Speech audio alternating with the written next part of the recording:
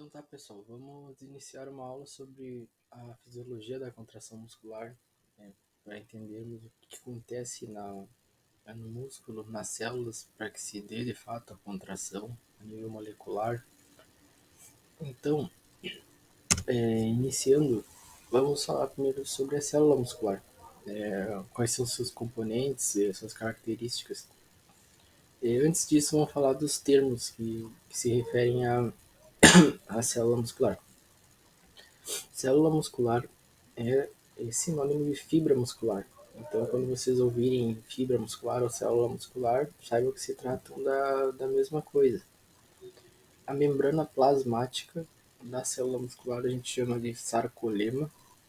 O citoplasma a gente chama de sarcoplasma. Né? Vocês viram que esse sarco se repete, sarco, esse prefixo se refere a músculo. Então, sarco, músculo, sarcolema, sarcoplasma. E o retículo endoplasmático a gente chama de retículo sarcoplasmático. Então tá, qual as características da célula muscular? Ela é uma célula longa, né? Ela é cilíndrica e comprida, vamos dizer assim. Ela é multinucleada, ou seja, uma célula tem vários núcleos. E ela é estriada, né? Tem estrias. O que quer dizer isso? Se a gente olhar no microscópio uma célula muscular, né, as células estriadas, né, diferente do músculo liso, ela tem faixas escuras e claras, né? Bandas escuras e claras. Então daí se dá o nome, músculo estriado, né? Tanto cardíaco quanto esquelético. E a contração da célula do músculo estriado esquelético, ela é voluntária, diferente dos outros tipos. E ela é uma contração forte e rápida. O músculo cardíaco também tem uma contração forte e rápida, só é involuntária, né? Sua contração. E o músculo liso, o mecanismo é diferente, a fisiologia da contração muscular do músculo liso eu vou fazer uma aula sobre, mas ela é diferente do músculo estriado. E ela é uma contração lenta, né, diferente da dos músculos estriados. Falando sobre a célula muscular agora, do músculo estriado. Ela, as partes que movem, né, podemos dizer assim, as unidades que contraem e relaxam o músculo, é chamada de miofibrilas. Essas miofibrilas a gente tem filamentos grossos e filamentos finos, né, como mostrado na figura. A gente vai falar mais específico de cada parte dos componentes da célula. A primeira a gente só está mostrando para já facilita o entendimento posteriormente. Tá. Revestindo as miofibrilas, nós temos o retículo sarcoplasmático. Qual a função do retículo sarcoplasmático? Ele armazena cálcio. E quando estimulado, né, quando chegar do potencial de ação nele, ele libera esse cálcio na célula, na miofibrila, ali no sarcoplasma. Isso é muito importante é essencial para a contração muscular, a gente vai falar mais na frente. Também temos ali os túbulos T, né, esses túbulos, esses canais, vocês estão vendo aí em amarelo, a função deles é dissipar rapidamente o potencial de ação quando chegar na célula. Então temos ali o neurônio motor, quando ele chegar ao potencial de ação, despolarizar a célula, eles vão percorrer rapidamente pelos túbulos T, assim fazendo com que toda a célula contraia, né? Todas as miofibrilas da célula contraem. Se não tivesse, né, essa rápida despolarização através dos túbulos T, haveria uma sincronia, né? Até ele chegar, teria um delay para chegar em toda a célula. Então essa é a função deles. A gente vai falar também deles posteriormente. Lembra eu falei das partes contráteis, né, da célula muscular, a miofibrila. A miofibrila é composta de sarcômeros, né, como vocês estão vendo na figura. O sarcômero, sim, nós dizemos que é a unidade contrátil do músculo. É o sarcômero. O sarcômero ele tem dois principais filamentos, lembra que eu falei? Filamentos finos e grossos. Os grossos a gente chama de miosina e os finos a gente chama de actina. Como vocês estão vendo ali na figura, essa disposição, deixa eu largar isso aqui. Estou com mate aqui, tomando um pouco. uma miosina aqui e dois filamentos mais laterais de actina. Depois uma miosina e mais filamentos laterais de actina. Eles têm esse entrelaçamento para que isso aconteça. Eu vou mostrar aqui quando o músculo contrai, no caso um bíceps ali, o braquial contraindo, esse sarcômero vai encurtar. Ele vai alongar, quando o músculo relaxa, e encurtar. Isso que é um movimento muscular, propriamente dito. Esse movimento dos sarcômeros, ou seja, o movimento da actina sobre a miosina. A miosina, ela contém, ó, vocês estão vendo ali uns pontinhos na miosina, é a chamada cabeça da miosina. Ela que de fato contrai e traciona a actina. Então, acho que é nessa imagem mesmo, vamos falar. A cabeça da miosina movimenta, se mostrar no meu braço aqui, como se fosse a minha mão, fosse a cabeça da miosina, ela faz esse movimento. E nisso ela traciona, né, como se fosse aqui, traciona a cabeça não, o filamento de actina, e aí que se dá o movimento. A gente vai falar também deles mais pra frente. O sarcômero ele é dividido em bandas e linhas ali. É, pra gente, olhando assim parece meio confuso, mas é até fácil de entender. Qual que é o tamanho de um sarcômero? A gente diz que um sarcômero vai de uma linha Z até a outra linha Z. Então aqui temos uma linha Z, sarcômero, outra linha Z, que é o fim desse sarcômero, como a gente está vendo ali naquela figura. Temos ali a banda H, que é a banda central ali, que é o espaço que tem entre as actinas, os filamentos de actina. Então, quando o músculo se contrair, essa banda H vai quase que sumir, porque uma actina vai quase encostar na outra. Então, aí esse espaço que é a contração do músculo. Esse espaço é chamado de banda H. Temos ali a banda A, que é essa banda A, se vocês verem ali direitinho, é mais ou menos o tamanho, né, o tamanho de um filamento de miosina. Essa banda A, que é nas estrias, né, do músculo, é a parte escura. Né? Tem a parte clara e a parte escura. A parte escura é a banda A, ou seja, onde tem a sobreposição de miosina. Também tem um macete que o pessoal usa para lembrar, é A de dark, dark de escuro em inglês, né? Dark lembra a banda A, que é escuro. Assim também como a banda I, o pessoal usa o light, né? LI, né? De luz em inglês, que é a banda clara, essa é a parte clara das estrias. Né? E essa banda I, onde não tem a miosina. Vocês veem ali, né? A banda I, as duas aqui.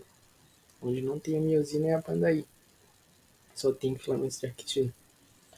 Também temos ali a banda M, que é a linha mais central do sarcômero. A parte mais central ali do sarcômero a gente chama de linha M.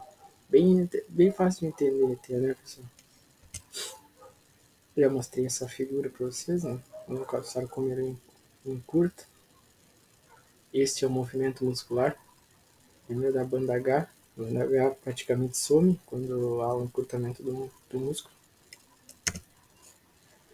Pessoal, vamos falar sobre a junção neuromuscular.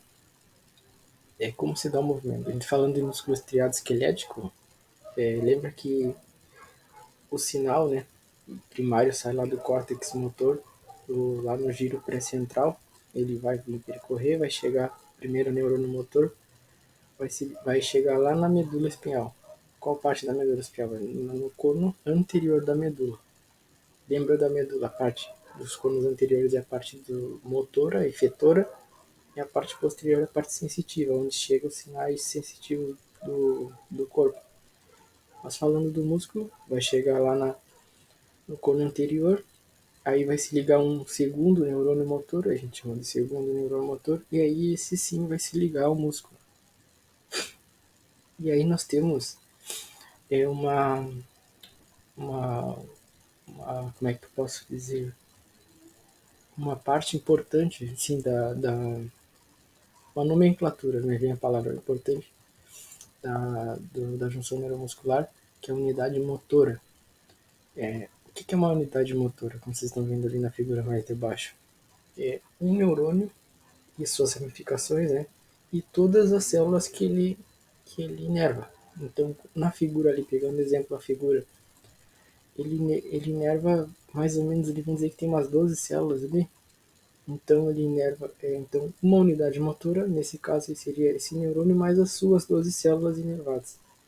Ali teria mais ao redor, teria mais um neurônio motor, neurônio mais 12 mais 15 células. Aí teríamos outra unidade motor.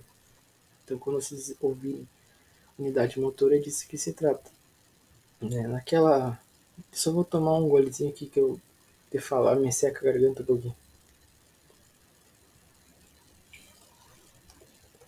Na figura maior ali nós temos de fato a junção neuromuscular, né, como se fosse um zoom ali mais específico. A junção neuromuscular, como o nome já diz, é a junção do neurônio com o músculo. O neurônio ele entra na membrana da célula, ele não entra na membrana, mas o que ele faz uma pequena invaginação ali na membrana da célula, onde ele vai se conectar e vai largar seus neurotransmissores. O neurotransmissor do neurônio motor com o músculo é a acetilcolina. Então, o neurônio ele joga acetilcolina e vai haver os receptores de acetilcolina, receptores nicotínicos, na membrana da célula muscular. Esse espaço aí que a gente tem entre o neurônio e a membrana da célula, chamado de fenda sináptica, também é uma nomenclatura bem importante de a gente lembrar, fenda sináptica. Quando a gente fala, o neurônio jogou os neurotransmissores na fenda sináptica, né? Então, naquele espaço, ele vai ser ligado aos receptores do músculo. Aqui, pessoal, o passo a passo da contração muscular. O que acontece? Desculpem o barulho da rua. Voltando, pessoal. Esse é o passo a passo da contração muscular. O que quer dizer? Desde que chega o neurônio motor, dá o seu estímulo até o músculo se contrair. Então vamos lá. Essa parte tem que prestar bem atenção. Acho que daqui para frente fica mais esmiuçado a coisa, então tem que prestar bem atenção. O neurônio motor, quando ele for despolarizado, né, chegar ao estímulo elétrico, ele vai abrir seus canais de cálcio. Então, o neurônio pré-sináptico, a gente chama, é porque antes da sinapse, ele vai abrir seus canais de cálcio. Com isso, as vesículas sinápticas ali no neurônio, a gente está vendo na primeira parte ali, mais em cima da figura, as vesículas sinápticas que contêm acetilcolina vão ser liberadas na fenda sináptica. Né? Lembram? Fenda sináptica. A acetilcolina vai se ligar ali aos receptores nicotínicos, receptores de acetilcolina, da membrana da célula muscular. Tá bem? Chegou os receptores, se conectou aos receptores da célula muscular, a membrana vai abrir, a membrana do músculo, da célula muscular, da fibra, vai abrir os seus canais de cálcio não, perdão, de sódio e potássio. Quando ela abrir seus canais de sódio e potássio, lembra lá da despolarização da célula? A célula toda vai despolarizar. Aí a gente volta lá aos túbulos T. Lembra que os túbulos T, a função deles é despolarizar rápido a célula, mandar essa despolarização rapidamente por toda a célula. Então vai percorrer por eles, pelos túbulos, e vai chegar, esse potencial vai chegar no retículo sarcoplasmático.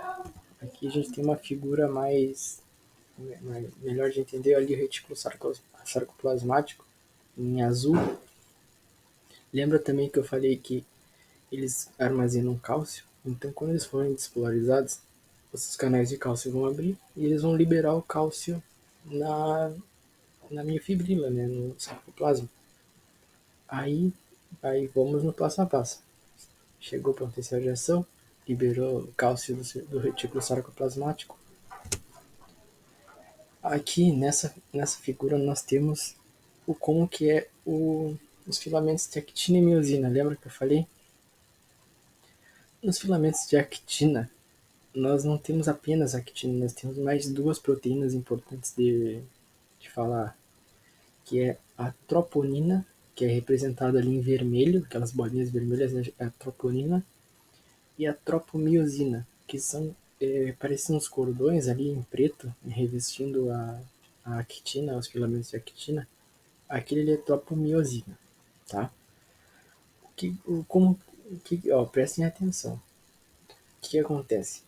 A cabeça da miosina, lembra também que eu falei da cabeça da miosina? Ela tem uma forte atração molecular pela actina. E lembrem como se fosse um ímã, sabe? A parte negativa e a parte positiva, eles têm uma atração.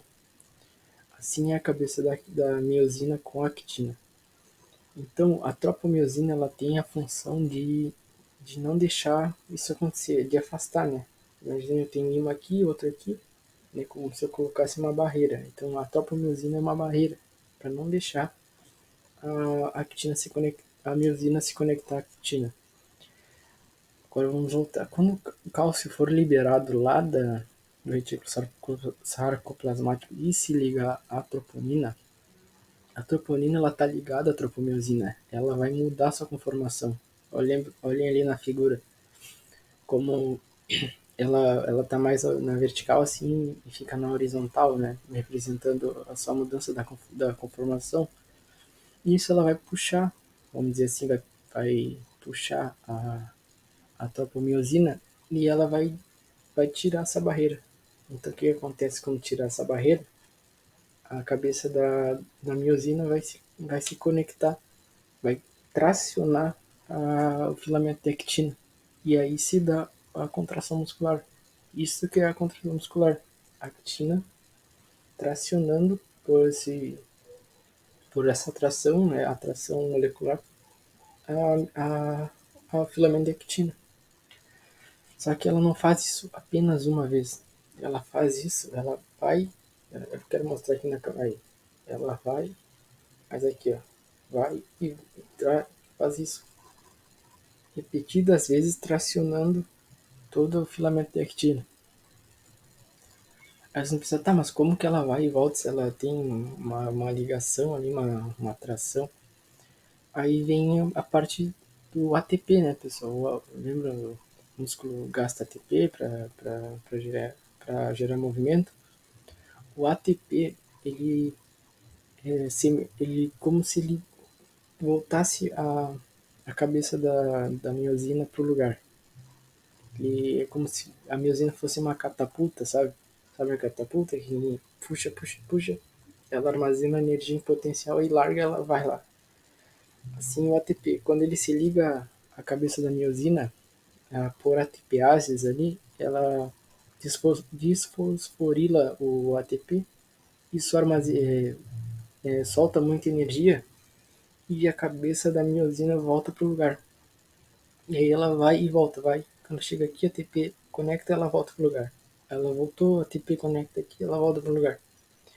E ela faz isso centenas de vezes até encurtar todo o sarcômero. Aí uma dúvida até que eu tive quando eu estava estudando. Tá, mas se a cabeça da miosina voltar para o lugar, a actina vai relaxar, vai voltar para onde ela tá, vai se alargar de novo, vai ficar, vai comprida de novo. Isso não acontece porque, pense pessoal, na cabeça ali, no filamento de actina tem milhares de cabeças de miosina fazendo isso também, ao mesmo tempo.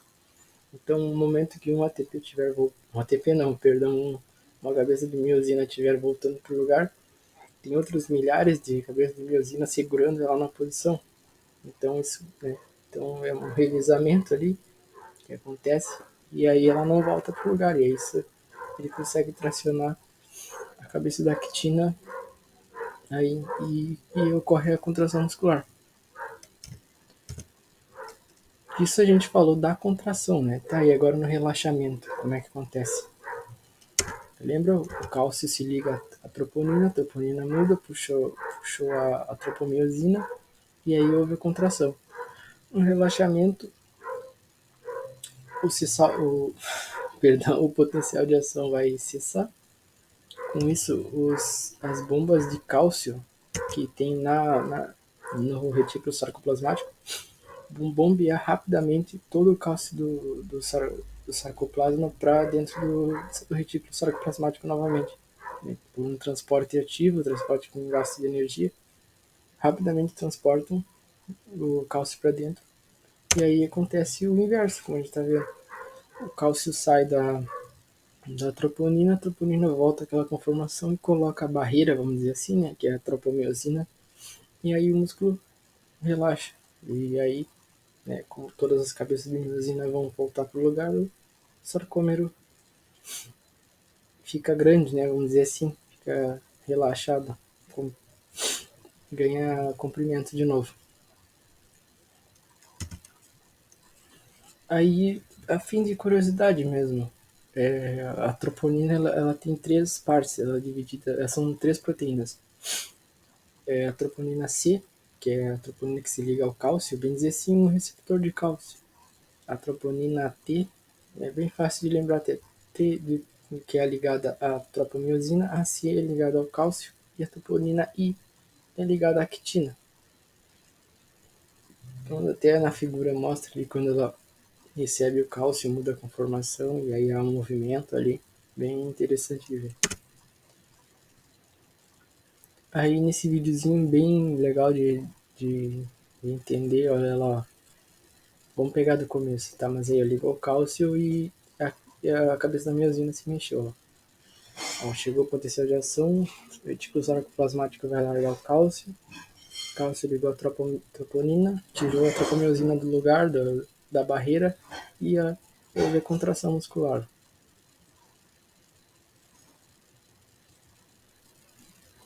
Como eu disse para vocês, isso acontece, né, centenas de vezes.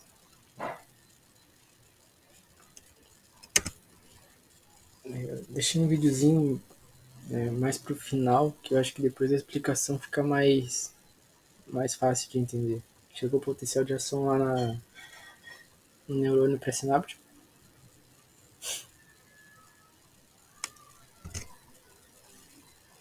O segundo passo, os canais de cálcio, lembra que eu falei, vão se abrir. Os canais de cálcio da neurônio pré-sináptico, pessoal. Aí a vesícula sináptica vai ser liberada na fenda sináptica, que é a acetilcolina, que tem na neurotransmissor.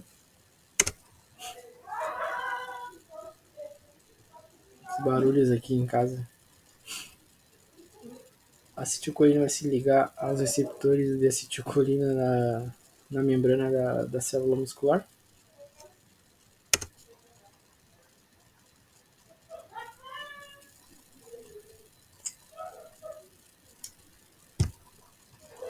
Aí, pessoal, nós temos também, eu não falei, mas eu deixei já de propósito para falar depois, quando o potencial de ação do músculo, do músculo não, ali no neurônio cessar, e ele largou cálcio ali, né, na fenda sináptica.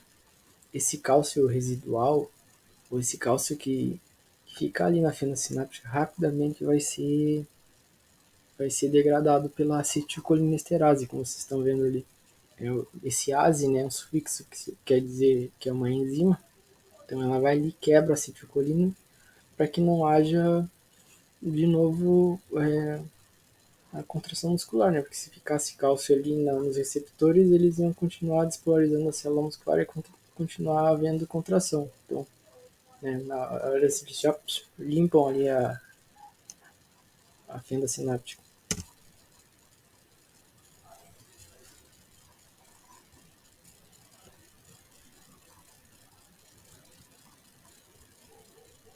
Ligou aos receptores, abriu os canais de sódio e potássio da célula.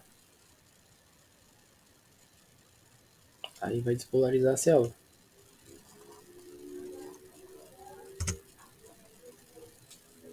Ali dá pra ver também, pessoal, ali os túbulos T em amarelo ali, transversal ali, ó.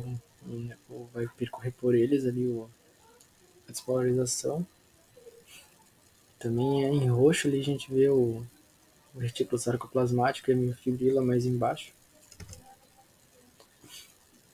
Isso, nesse vídeo ele vai até aí, mas vocês lembram, ó, vai chegar a potencial de ação no retículo sarcoplasmático, vai liberar cálcio, cálcio vai se ligar ao troponina, a troponina vai mudar a conformação da tropomiosina, vai tracionar. O ATP tem o papel de fazer como se fosse uma catapulta, lembra? Eu vejo nos livros escrito como um gatilho, deixa a cabeça da miosina em gatilho, mas acho que a catapulta combina mais com o que acontece mesmo. Ele traciona e vai. Aí se dá um movimento muscular. E essa é a fisiologia da contração muscular. Então é isso, pessoal. Agradeço quem assistiu e até mais.